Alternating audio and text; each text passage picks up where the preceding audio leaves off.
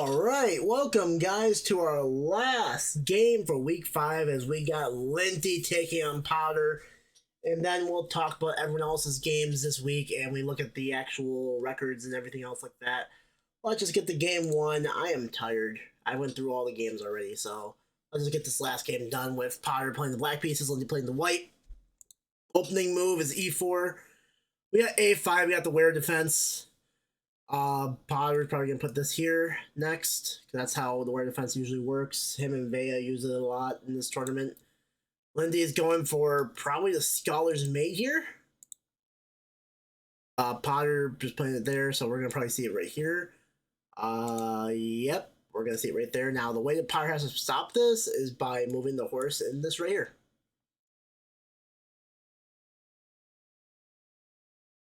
Alright, so this is what we're gonna say real quickly. Scholar's Mate is like the form. This is basically one of the worst like openings like you can do if you know how you're actually playing like defense against it.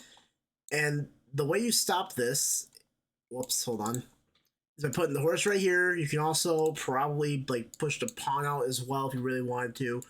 There's a lot of ways you can actually block this Scholar's Mate moves, but once you get in this position, you can see that white just has the advantage no matter really which one you do.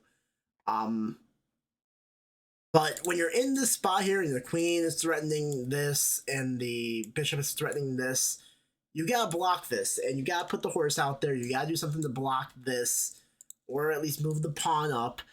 You cannot let just whoever gets you in this position, you cannot let them just put the queen in there.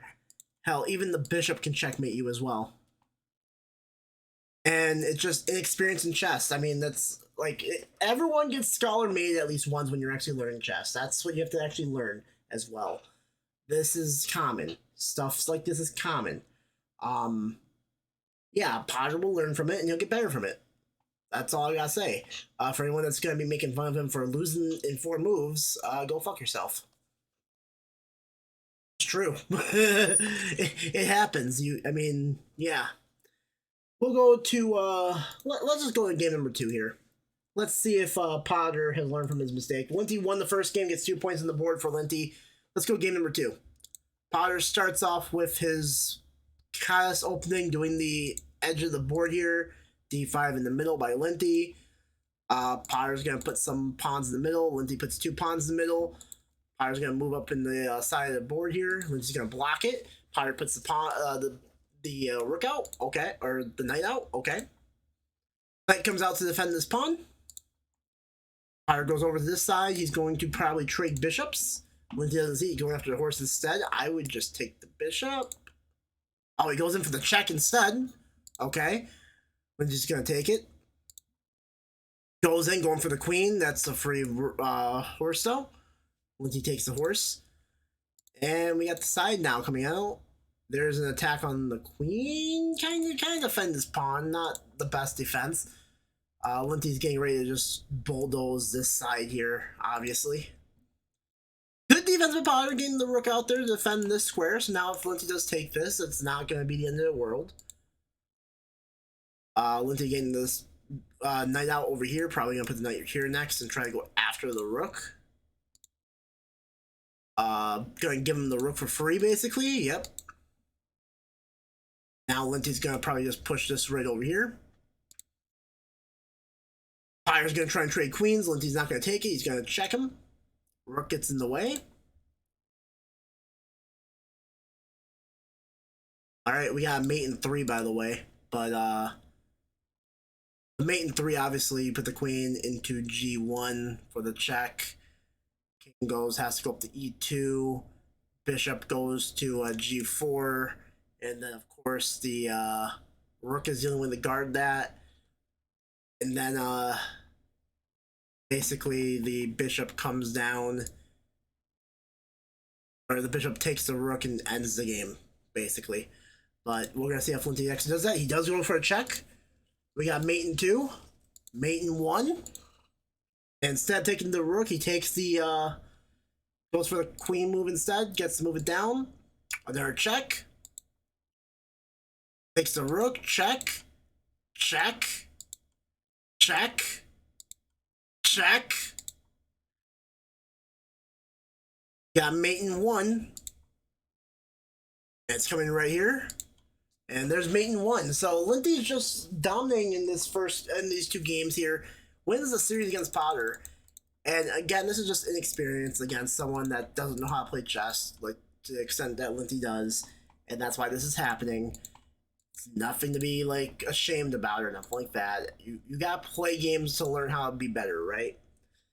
That's all this is. Like if Potter learns actual defensive maneuvers, play defense in chess, like the weird defense. The problem with the weird defense is it's just so open. And I'm gonna give you guys, since I'm actually here right now, I'm gonna actually give you guys a quick like rundown of how to play. Can I just? What you want to do here, if you're going to be new at chess, you want to control the middle of the board. You want to have like these four squares I marked are the ones that you want to put your pawns on the board at.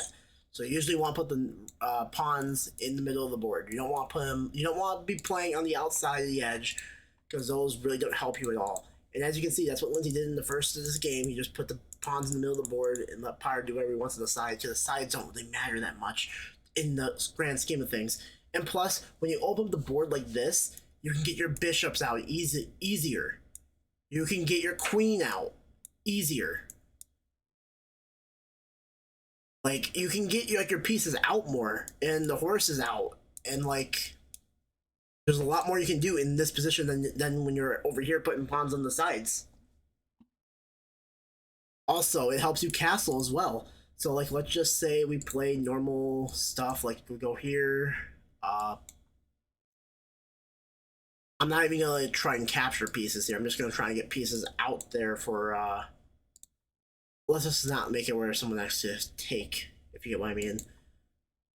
But like stuff like this, and you just castle, and I mean that's just a better position just in general for Linty than it is for Potter.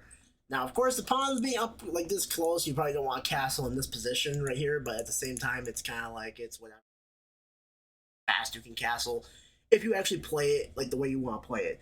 That's basically the whole like key right now. But anyways, yeah, we got game 2 done. Let's get to game 3. Let's see how game 3 goes. Linty's looking for a clean slate here to win this game quickly and get this out of the way. Linty goes g4. Potter goes with a queen c5 move. Okay, we have the gob opening. Linty's kind of okay. Kind of a queen's gambit in a way. I mean, Linty should probably not take the pawn because like this is actually kind of a dangerous spot. We'll see how it goes here. Linty decides to protect the pawn instead. Goes in for the pawn that was free on the side, and this is Potter actually playing really well right now. Actually, this isn't bad. Does leave the bishop hanging. It's fine. Pushes the pawn up, gives another pawn, goes in for the check. Pushes back. Linty goes in for another check here. Okay. Gives away the bishop. Should have put the horse in there first before putting the queen. Like instead of doing the queen first, if you do this. This could have been a decent trade, and yes, white is winning in this position, but at the same time, at least you're not losing. At least you both don't have, at least you're not down queens. Like you are in this position.